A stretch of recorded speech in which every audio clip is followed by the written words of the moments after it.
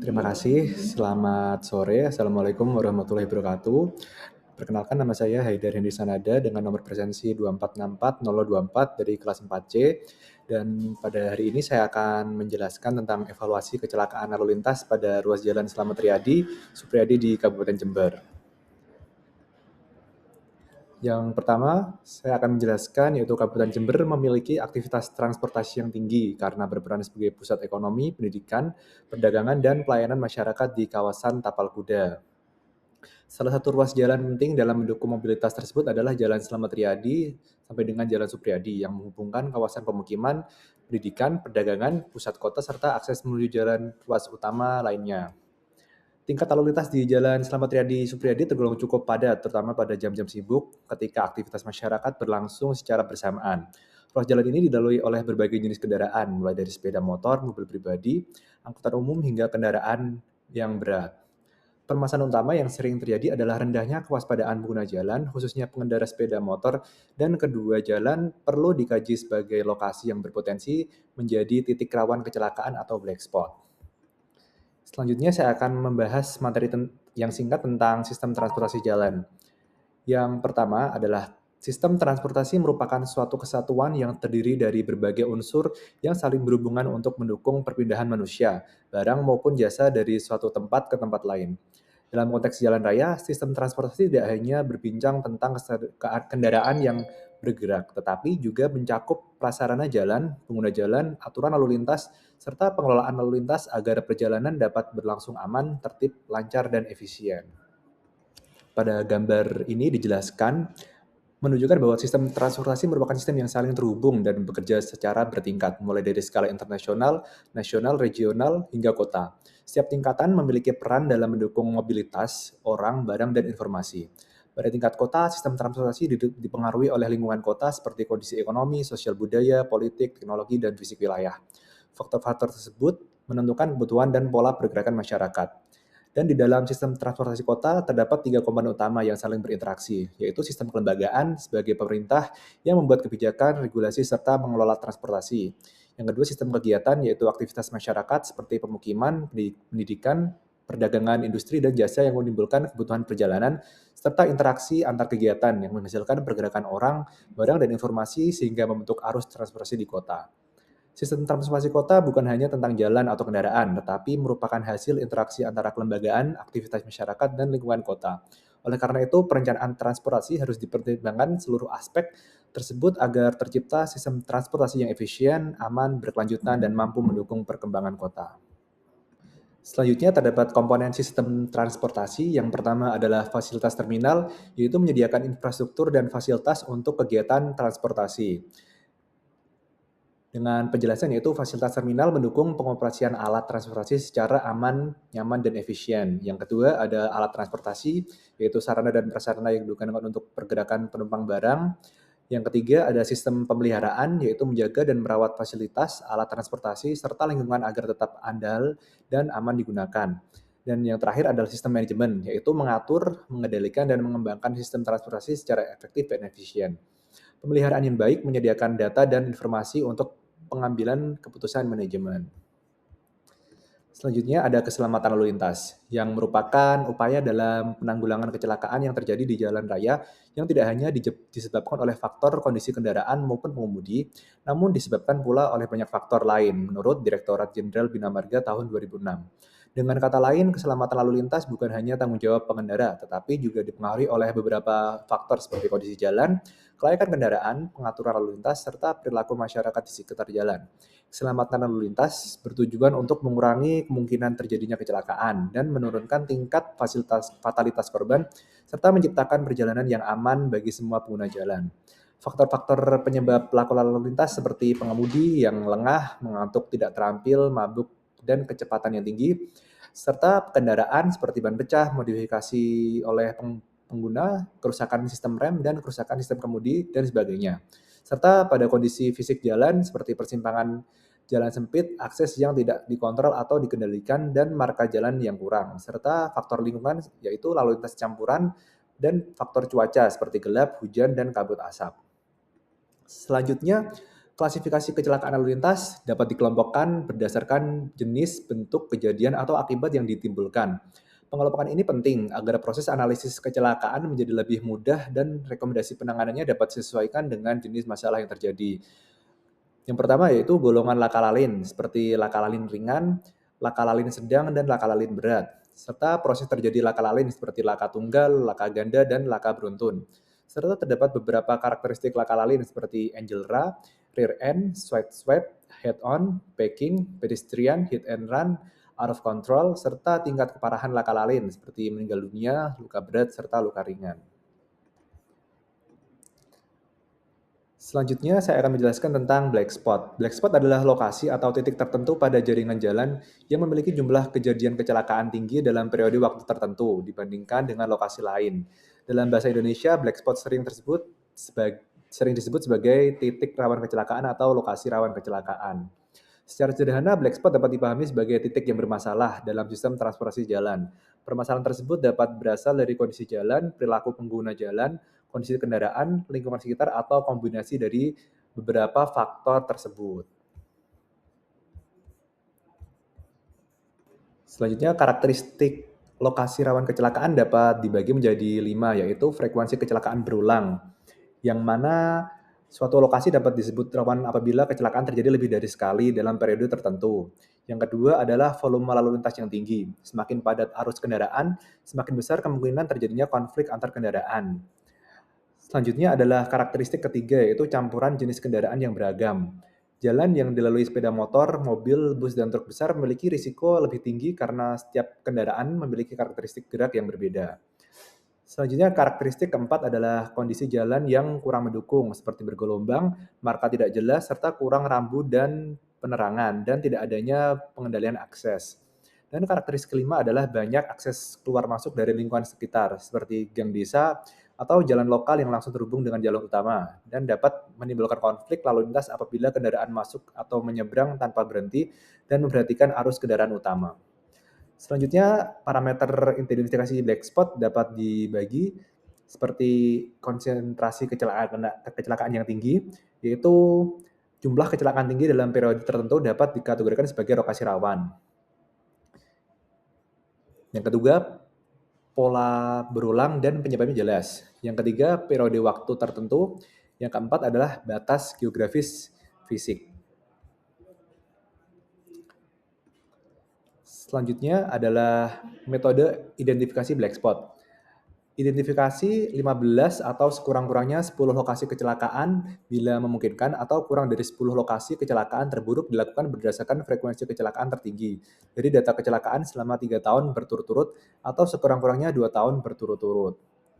Yang pertama adalah lokasi kecelakaan terburuk pada jaringan jalan perkotaan diidentifikasikan dengan A. Sistem node berdasarkan nomor persimpangan. Yang kedua, sistem link berdasarkan nomor ruas jalan. Penomoran grid simpul dan ruas jalan yang digunakan dapat mengacu pada pedoman penomoran grid, simpul, dan ruas jalan perkotaan yang berlaku.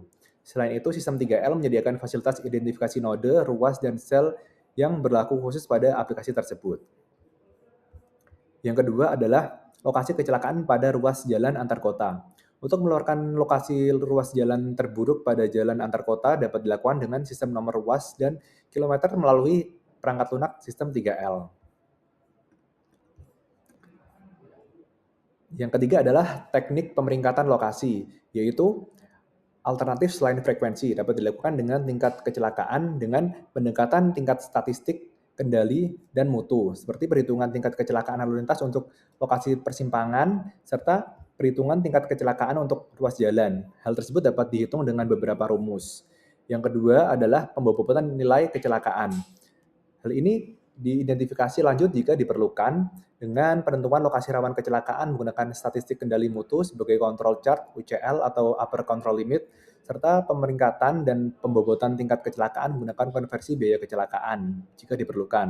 Hal ini memanfaatkan perbandingan nilai moneter dari biaya kecelakaan dengan perbandingan M banding B banding R banding K sama dengan M dibagi K banding B banding K dibanding bagi R bagi K dibanding 1. memanfaatkan perbandingan nilai moneter dari biaya kecelakaan dengan perbandingan M dibanding B dibanding R dibanding K sama dengan 12 dibanding 3 banding 3 banding 1. Dan selanjutnya saya akan membahas tentang evaluasi laka lalin yang terjadi pada Jalan Ruas Slamet Riyadi, Supriyadi, Kabupaten Jember. Lokasi ini berada pada Jalan Slamet Riyadi, Supriyadi, Kecamatan Patrang, Kabupaten Jember, Provinsi Jawa Timur, dan ruas jalan ini merupakan salah satu jalan provinsi yang berperan sebagai akses penghubung antara Kabupaten Jember dengan Kabupaten Bondowoso.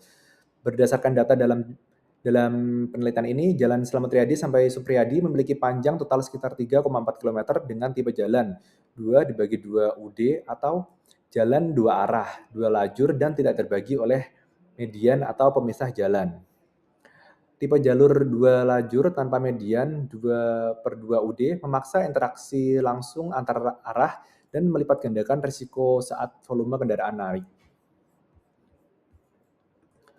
Berdasarkan jumlah kecelakaan per tahun akibat faktor pengemudi, grafik pada gambar ini menunjukkan adanya peningkatan kejadian, yaitu 13 kejadian pada tahun 2020, 22 kejadian pada 2021, dan meningkat tajam hingga 43 kejadian pada tahun 2022. Dengan total kasus sebanyak 80 kasus dalam kurun waktu 3 tahun, serta faktor kasus yaitu human error atau terjadi pada penyebab manusia sebanyak 78 kasus.